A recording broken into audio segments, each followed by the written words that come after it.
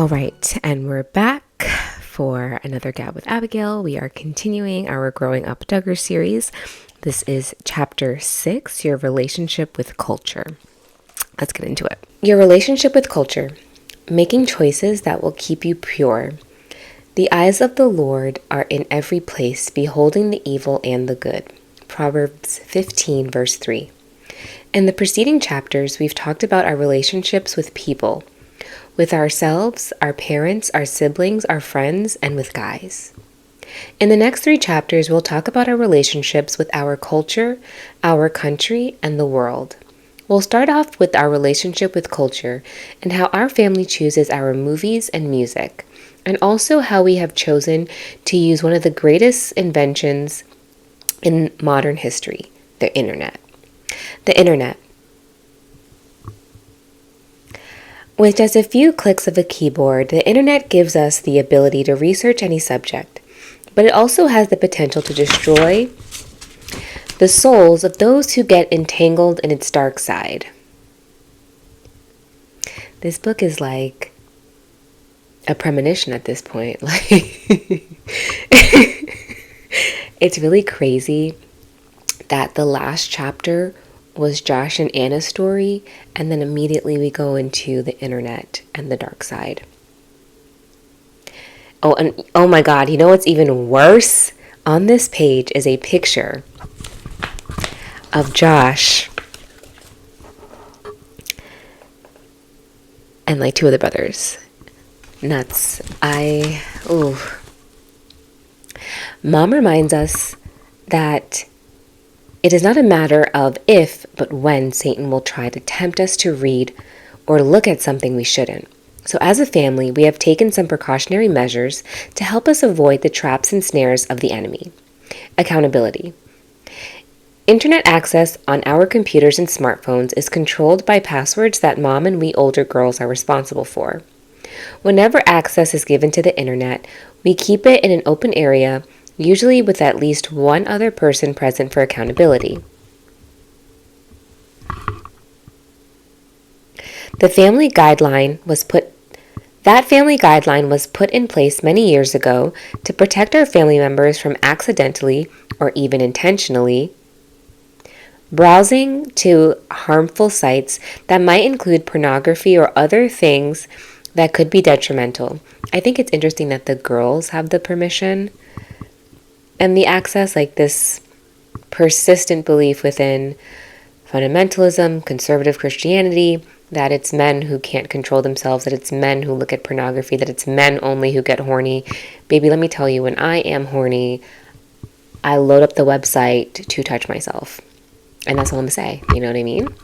It's bad. Porn really does. Like, you shouldn't watch porn because porn, like, really does ruin and mess up your perception of sex. But, like, that's the reason why you shouldn't watch it. But that's for both men and women. Because both men and women are sexual beings who have sexual desires and feelings. Like, I think it's so weird to think, like, all of you guys are getting a period, which means you're all going through the cycle of ovulation, even though you aren't married, which means you have to be feeling sexual feelings. And so the idea of pretending that you don't, it's not weird to you? Like, what do you think that feeling is? I mean, it's just very strange to me. Self-control. Self-control is just as important, if not more so, than being accountable to someone else. When you're in a situation where you think you're alone and no one else would ever know, if you have godly self-control, you will still choose to do what is right. So ask yourself, would your internet choices be the same when you were all alone as they would be when someone was sitting beside you? It's insane that the picture next to this is Joshua's picture. Like, the irony isn't lost on me. Like, it's really kind of crazy, guys. Like, it's really kind of crazy. Luke 12, verse 2 says, "For there is nothing covered that shall not be revealed, neither hid that shall not be known." Dad always reminds us when our lives are over and we stand before God, we will have to give an account for everything we did during our lives. And the things we think we're doing in secret will one day be projected up on a big screen for the whole world to see. It's vital to remember that God is always watching. As the Bible tells us, the eyes of the Lord are in every place, beholding the evil and the good. Proverbs 15, verse 3. In reality, we are nothing more than who we are and what we do when we think no one else is watching. That is the real us.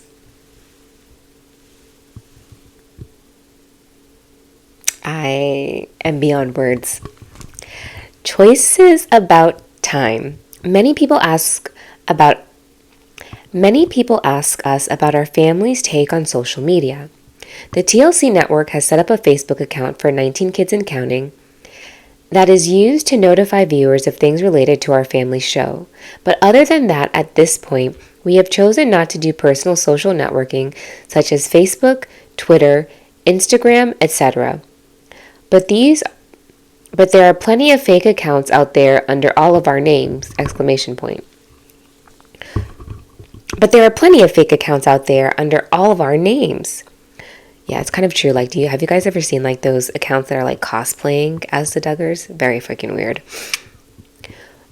While there is nothing inherently wrong with social networking, and it is possible for these things to be used as a tool for ministry, shout out to Jill Rodriguez, they can often be big time wasters as people become glued to their electronic world. Time is one of the greatest resources God gives us, and we should all strive to be good caretakers of it. How often do we sit down at the computer or pull out our smartphones with the thought that we will be on it for just a few minutes, and before we know it, we've spent an hour or two instead, often causing us to neglect other things we needed to accomplish during that time. In Ephesians 5, Paul reminds us, "See then that ye walk circumspectly, not as fools, but as wise, redeeming the time, because the days are evil." To redeem the time really means to be a good steward and make the highest and best use of our time. We should be careful to evaluate and consider the time we devote to these things so that it doesn't get out of hand. Online flirtations. We realize that social networking can sometimes become an avenue to begin communicating with people we normally would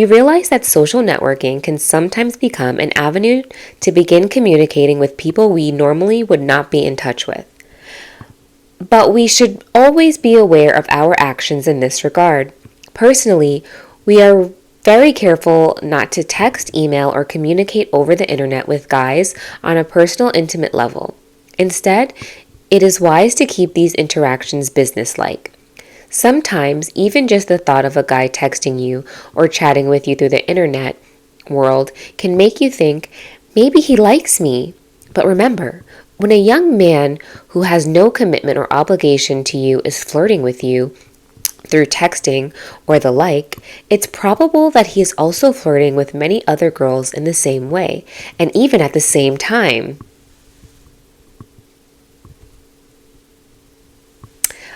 I just feel like it's really like bad bitch energy to think that every man belongs to you and is special to you. I know I think that. Okay. But also, oh my God, so dramatic. We've seen this time and time again. A girl in this situation should ask herself, is this really the kind of guy I want?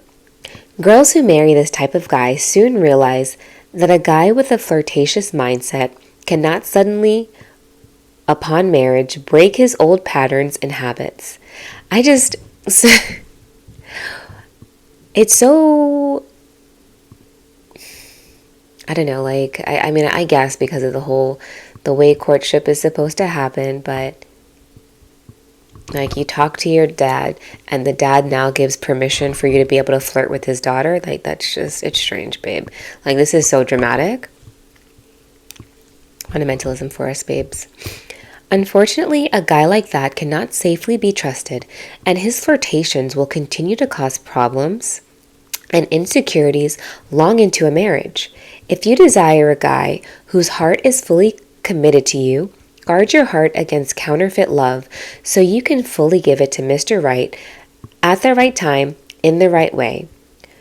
More about relationships with boys in chapter 5. I think what's so interesting about this is, I guess we'll wait and see about Katie's marriage. People on the internet are always talking shit about Lawson and Tiffany's relationship, so guess we'll see. Harmful gossip. One other big issue we've witnessed in the social media world is that some people get hooked on reading gossip and then post their own slanderous statements about others whom they sometimes don't even know. Or they post something they would never say to that person face to face. It comes across as though those posters have nothing better to do with their time. You know what? Address the haters. There are so many people online who's like, you would never say this to my face. You would never say that to that person's face. There's so many people like that, and it sucks because it's like you're saying something that's really horrible and really terrible, and you're acting as though it's okay to say it because you're on the internet and not looking at them. Like when people leave mean comments under celebrities' photos and think like, well, it's fine because they're never going to see it, they're never going to read it, I'm never going to meet them, blah, blah, blah. And it's like, well, that's a real human being who's getting a notification about your comment and probably can see it. It is still me. We've heard that some discussion boards or chat rooms might be better named bitter rooms because those drawn to them often seem rather bitter. Possibly they're harboring resentment for circumstances or hurts in their own lives, and since bitter people seem to gravitate toward other bitter people, these sites seem to be the place to hang out. Misery loves company. Unfortunately, some people seem to derive pleasure from nitpicking other people's lives.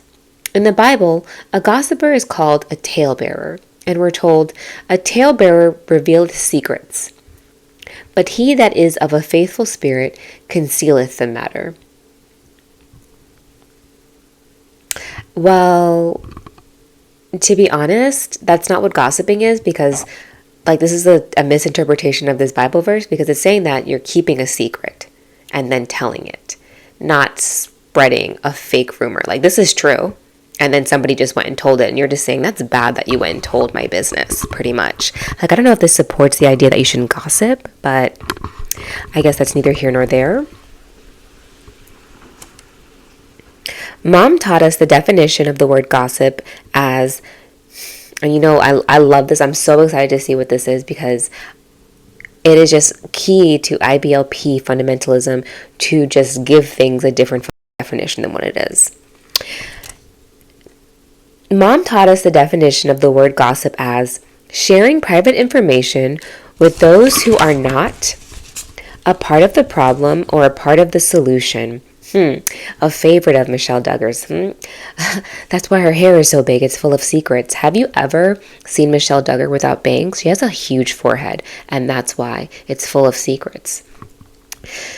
And it's just, this is something that she's quoted before. Remember, after the Jill stuff, Jill and Derek, or Derek specifically, had been saying things, I think, to the media or on Twitter, blah, blah, blah. And Michelle went and quoted this idea that people owe you to keep their secrets if you're not a part of the problem or a part of the solution. You know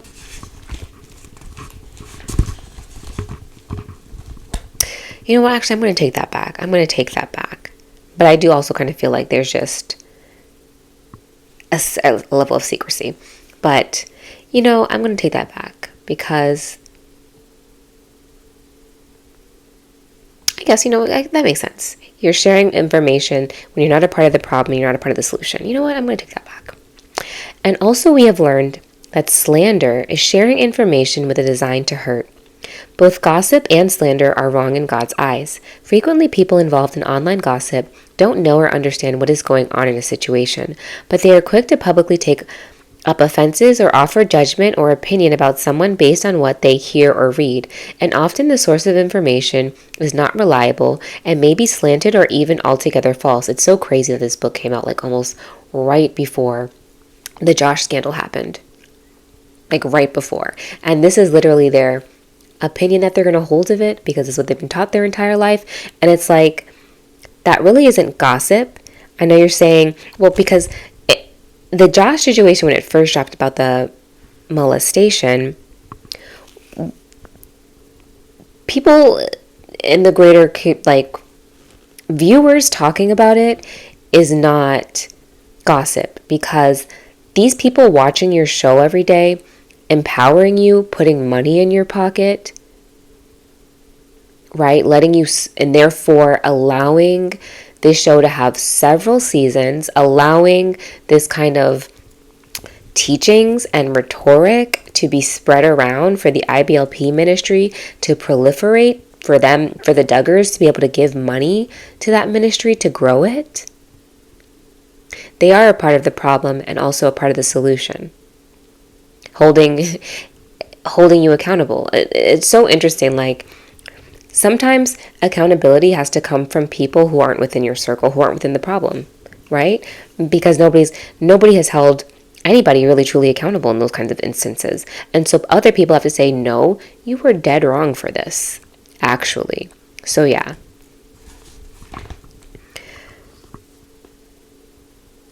Dad has told us that people who put others down often feel they are elevating themselves with an attitude of, I would never do that, what so-and-so did. Actually, I wouldn't, Jim Bob. They hope others will think more highly of them, but often the opposite happens. People become uncomfortable and begin to wonder, what do they say about me behind my back? In the end, put-downs may only serve to turn people away. Mom reminds us often of the words of Thumper's mother in the story of Bambi. If you can't say something nice, then don't say nothing at all. With all this said, we have committed to use the internet so far as it serves as a tool for good, but we are careful to keep safeguards in place so that it doesn't consume our lives. It is important for each of us to pray and ask God not only, what things would you have me add into my life, but also, what things would you have me leave out? And then we follow where he leads. Movies. God convicted Mom and Dad back in the early days of their marriage not to have a broadcast TV in the home.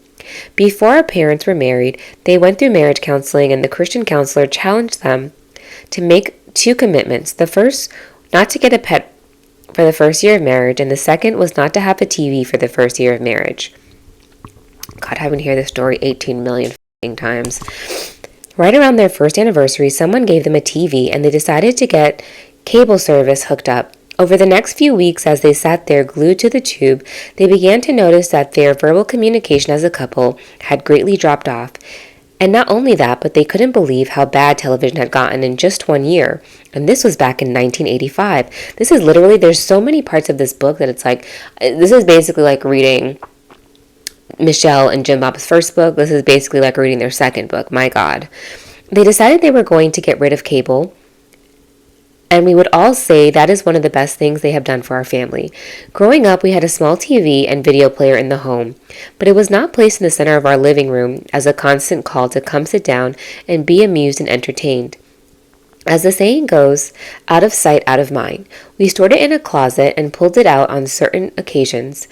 Now we have a video projector and a pull-down projector screen mounted from our living room ceiling, but still use it sparingly. Bookshelves have been placed in prime locations as encouragement for us to read, and they are filled with the adventures of missionary stories, history from all eras, and biographies of great men and women. Creativity versus entertainment.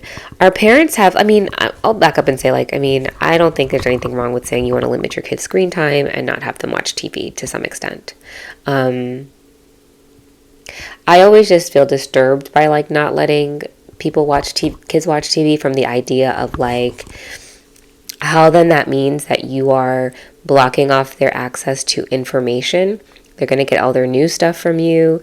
They're going to get all of their culture and pop culture references from you. I know they're living outside separate lives. You know what I mean? It feels very information control-y, so, because TV does expose you to different things that you would otherwise not be exposed to. Creativity versus entertainment. Our parents have worked hard to encourage creative mindsets in us kids, inspiring us to build, grow, and create rather than having entertainment mindsets that always need to be watching movies or playing video games. And through their encouragement, we have found the markings And through their encouragement, we've found the makings of many talented artists, gardeners, inventors, and musicians among us. For example, by age 12, Jason had successfully experimented with several different types of gardening on his own, including a greenhouse. By age 14, Josh was taking apart old computers and rebuilding his own.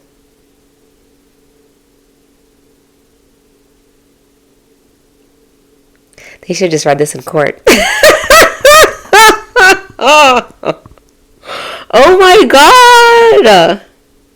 Oh my god. And they had the nerve. His lawyer had the nerve to act like oh my god. Like, Anna, baby, you need to leave him. He is a liar and a deceiver. He got on the stand and lied. He does not deserve to be around your kids. He's still lying to you that if you believe that he didn't watch that stuff and that that's not dangerous for your kids to be around. Oh my god. Oh my god. I'm going to have to remember this for when I finish the Josh and Anna video. Promise that is coming up. Honestly. Oh my gosh. I'm scandalized right now. Oh my god. By age 15, Jana was able to sew some quite exquisite costumes and clothing for herself and others. By age 10, John was working on and operating heavy equipment, assisting Dad in building the house we currently live in. Dad has always told us watching too much TV will dumb you down. It stifles a person's growth. It stifles the person's God-given creativity. While our typical family night usually consists of playing sports or board games together, sharing snacks and lots of good old-fashioned conversation, we do on occasion enjoy sitting down together as a family and watching a movie. Mom and Dad have always been careful to choose movies that embrace the values that we hold dear, and not ones that undermine them. The point is, Duggars do watch movies, but when we do, we are very selective. Yes, a high-control group, that's why.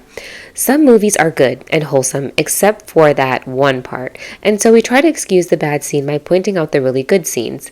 But Grandma Duggar would compare this to scrambling one rotten egg with a dozen good eggs. It makes the whole batch bad. Dangerous influences. When we let little things slide by, we become desensitized to them. This applies to any area of life, not just movies. Eventually, when we let the little things slide, I'm just still shocked about the Josh thing. I'm sorry, my mind is scrambled. I can't believe I just read that. Eventually, when we let the little things slide, the things that once bothered our conscience will no longer affect us because our conscience has been seared. If we sense this happening in our family, we may go on a movie fast where we will refrain from watching movies for a month or so. We have found that after doing this, we are usually much more sensitive to the message of a film and have a renewed sense of balance. Much of Hollywood and pop culture media glorifies things that God considers to be wicked, and younger audiences are exposed to those things as acceptable. Movies with suggestive themes and foul language that are now rated G for the whole family would have gotten a stricter rating just a few years ago. One specific thing that our parents have always been careful about is magic, which often shows up in children's movies. As harmless as it may seem, it's not a joke in God's eyes. Magic, sorcery, witches, spellcasting, and the like are all a part of the demonic realm that God wants us to stay away from. No matter how good a film containing magic may seem, God speaks seriously about this throughout the Bible. It is not something to be glorified or portrayed by any means as something fun or attractive. Another troublesome thing in today's films is much more subtle: bad attitudes and disrespect. We see children mouthing off to their parents and living in direct disobedience to authorities. Too often, dads are portrayed as dummies, moms as overbearing, and grandparents as old-fashioned. It's no wonder the youth culture today is the way it is. Television is being used as a babysitter and a way to keep kids occupied, but often parents don't realize it is a teacher. and that kids are like sponges, soaking up everything that they are taught. Parents say, I don't want you talking to me like that. But then they turn right around and set their kids down in front of a television screen where they're being taught that this behavior is acceptable and the way to be cool. This self-righteous ass part of this chapter. Ooh, like really the IBLP fundamentalist brainwashing really jumped out. I could have been reading an IBLP pamphlet. Making wise choices. If, this is the kind of stuff that Ginger was talking about in her book, that like, oh, these are the things I regret about writing about. Because baby, we know Ginger's at home watching Netflix. Making wise choices, and that's no shade. I know that she probably still doesn't watch a lot of TV. Because I'm sure she does probably find it like just good for building relationships to not do that. So, not trying to be shady, but I know like she must watch more TV now. Making wise choices. If we are in the middle of a movie and something bad comes up unexpectedly, mom and dad are quick to say, that's not good.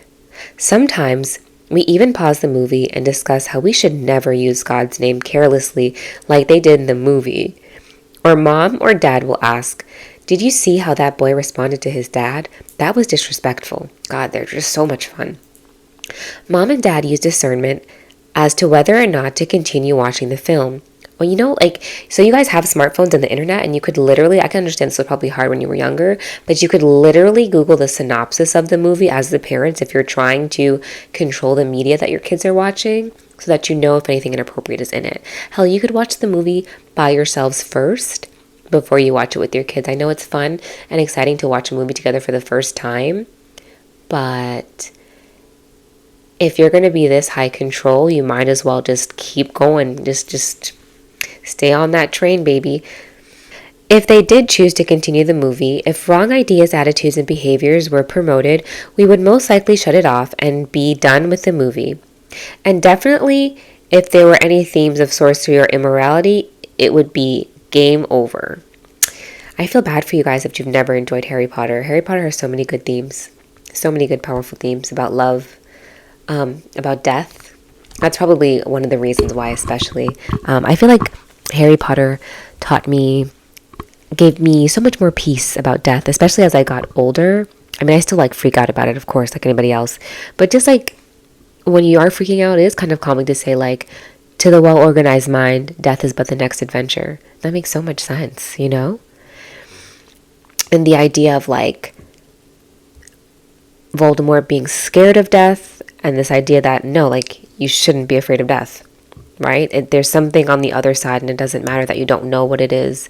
But the love that you feel earth side is so good, is so wonderful. The friendships that you make, the story, how it teaches you about loss and family and love. Harry Potter is a great book about friendship. The series is fantastic. I know how people feel about JK, but I am forever a stan. I'm going to separate the art from the artist on that one, and I don't care what you have to say about that. I'm 10 toes down for that girl. Books. We love to watch educational documentaries that teach about science and history from a biblical perspective, and we also enjoy films such as Courageous, Fireproof, Flywheel, and Facing the Giants, all of which promote the values our families strive to uphold. So I was home recently, and I was in my sister's room, because she still lives at home and is about to move out, bought a house, bought a condo, excited for her. But anyway, I'm in her room, and just casually, she has a bunch of DVDs, and she has Fireproof on her shelf, and I wanted to ask her so bad about it, and I kind of just forgot to, but I need to next time I go home. And probably to watch it. Well, what I was going to say is I wish they would mention movies that they didn't, they were yeah, we thought this was bad. That would be fun.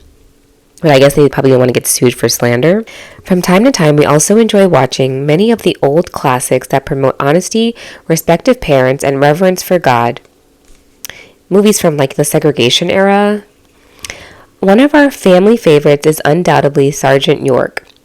But even in that one, we don't approve of the scene where he and his girlfriend kiss before they're married.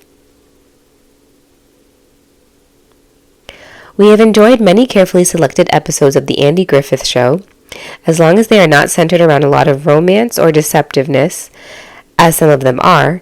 Also, it is important to realize even though a clean show may not have anything outright bad in it, it may contain an indirect hidden message. Ask yourself, are the people watching this show being taught to turn to God and His principles through the storylines, or are they learning to live their lives without God's guidance and do whatever is right in their own eyes? Good God. Basically, we can't just give a blanket stamp of approval to anything because there will usually be at least one or two things we disagree with in any given film. However, we encourage you to personally evaluate the television and movies you watch. And as Grandma encourages us to do, ask yourselves, is this something God would be pleased with? Do you think they could watch Hunger Games? Music. For Christians, this area requires much prayerful consideration. It is not our goal to give a specific list of all the albums we listen to, but we will share how we choose our music and mention some of our personal preferences. Growing up, our parents explained to us that if we as Christians accept music that promotes the very thing God hates, we bring a blot to the name and character of the God we represent. The first thing we do in deciding if a song should be played in our home is to determine the message of the lyrics. Soon after Mom became a Christian at the age of 15, a friend encouraged her to write out the lyrics of questionable songs and then compare them to the truths found in the Bible. For instance, if a song's lyrics are saying, "Follow your heart, do what feels good," we compare it to the Bible and find that God says, "The heart is deceitful above all things and desperately wicked." Jeremiah 17, verse 9. So we know, based on the Bible, that we're not supposed to follow our hearts. So that will only get us in trouble. Instead of following our hearts, we should lead our hearts. And instead of doing what feels good, we should make sure that we are doing what God wants us to do. So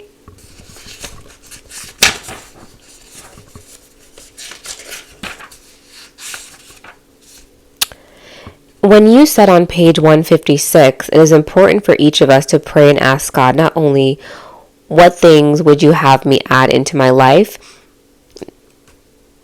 but also what things would you have me leave out, and then we follow where He leads. Wouldn't that be following your heart? Like, you're just choosing to say that following your gut is you hearing God, respectfully. Like, you know what I mean? Do you guys know what I'm saying? I think that's cute. Do what feels good. Like, you do what feels good all the time and say that that's God. And you're just calling it something else? Like, that's real interesting, I feel like. God, I've been looking at this camera this entire time and I'm supposed to be looking over here. Nuts. Oh my God, thank God I'm reading a book, huh? Clearly, if a song's lyrics are glorifying sensuality, immorality, disrespect, violence, unaliving, or the use of drugs and alcohol, we have good reason to avoid it. You know who's my fave right now? Sexy Red. OMG. I love her. If you see me and you trying to see what's up, ski. I'm wearing an all red outfit this weekend, and I think that's what my caption's going to be. Ironically, because I'm going to a Beyonce concert. Oh my God! It's a good omen. It's going to be a good time. That's what that means. These things are often spoken of or hinted at in the lines of country music. But if we were to point to one genre, it would be rock and roll and its variations such as hard rock and heavy metal. The IBLP pamphlet, pulled out, scrambled a little bit, put into a book. Let's get into it. Since its beginnings in the 1950s, this music's main goal and purpose have been to promote every one of the issues we want to avoid. A heavy backbeat and words being sung in a breathy and sensual voice, and even the style of rock and roll music itself gives off an attitude of rebellion, resistance toward authority, and a rejection of morality. Fuck yeah. Okay. Rock on, baby. None of these things come without consequences. Yes, Music in many ways can be used as a revolutionary act, and all of the things that you described is precisely why rock and roll was created, especially thinking about that rock and roll was pretty much invented by black people and then co-opted by white people. Like, everything about black music, black dance is so free, and that in of itself is revolutionary and scary and threatening to white people.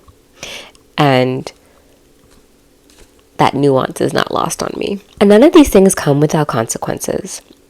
As we have examined the lives of many of these artists, we have seen the outcome of such living. It was sad to find that on average, the life expectancy for rock artists and musicians is around 40. Many of them die at a young age for reasons related to AIDS, drug or alcohol abuse, or unaliving yourself. It's a tragic reality. Our family does not support the idea of Christians adopting this type of music or putting Christian words to it and bringing it into the church, because the underlying message of the music is still the same. And we believe that the combination of the two sends a mixed message. Does anybody here believe that? Boy, have times changed. And just also, like, maybe like hip hop doesn't count because it's not rock exactly. You know what I mean? I know that's not what they mean, but we're going to be positive and optimistic because it's nice to be those things for people.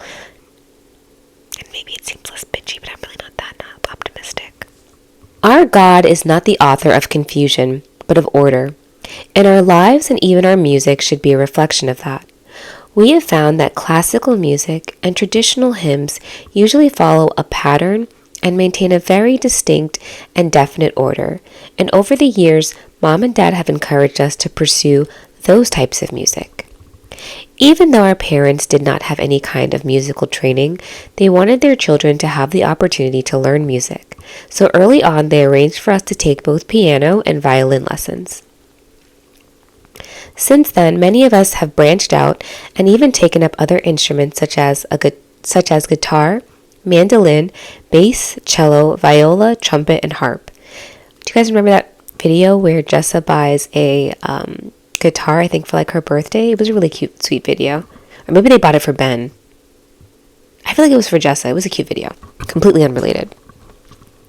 Given the basic guidelines that we follow for selecting music, there is still plenty of musical variety in the Duggar household these days. We enjoy listening to Celtic, mountain, bluegrass, and gospel music, as well as orchestrated marches and classical pieces. Just as our parents have encouraged us, we exhort you to hold the area of your music with an open hand, and to pray about and be willing to give up anything you feel would not be pleasing to God. Definitely Sexy Red. On a final note, Duggars do not make a habit of walking around listening to music with earbuds in, as if to block out everything around them and retract into their own little private world. It's one thing if we are mowing the lawn or doing some kind of work project on our own. But otherwise, Dad will encourage us, if it's good enough for you to listen to, why don't we all listen to it? God has called us to be light and salt in the world we live in. As we make our own choices based on His word and principles, our prayer is that we will be a light to others as they make choices of their own. And that's the end of that chapter. That was a fun one, guys. Can't wait to hear what you think. Just very much the cult jumped out. The entire book, really, but we really got the classic IBLP staples, didn't we? All right, guys. See you for the next video. Next chapter, I should say. It's like you niggas gotta stop acting weird. You niggas gotta stop acting weird. You niggas gotta stop acting.